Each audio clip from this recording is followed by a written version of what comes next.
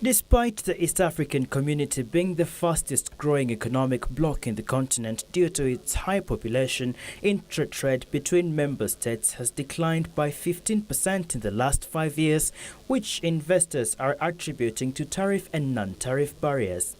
They are urging the representative governments to come up with policies that will favor East African trade. The East African Business Council wants member states to also incorporate ICT and automate their operations at border points to reduce delay in clearance of goods.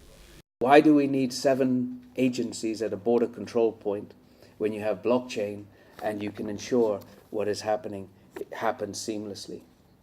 Why do we need large ships that we saw yesterday in the newspapers in Kenya to turn around and disappear and go to a foreign country when they're told, let me inspect the fertilizer in your holes? And they say, oh, was it fertilizer? I sent an SMS, it was clinker. Was it clinker or fertilizer? Regional governments have also been urged to constantly consult with the private sector when formulating trade policies, especially those that relate to taxation, to ensure trade barriers are minimized.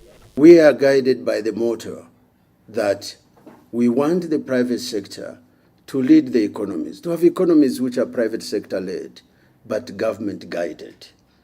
And that we accept the guidance of the government, but we play a leadership role in terms of advancing the private sector. The Council advises regional companies to leverage on the big East African market to start global franchises. Have to allow those small companies that we talked about, the mid-size and the large ones, to get their 10,000 hours of being very, very productive and competitive. And that means they have to play on a regional scale, and they have to then play on a continental, if not global, scale. They called for more investments in the region's infrastructure to make the region more attractive for both local and foreign investments.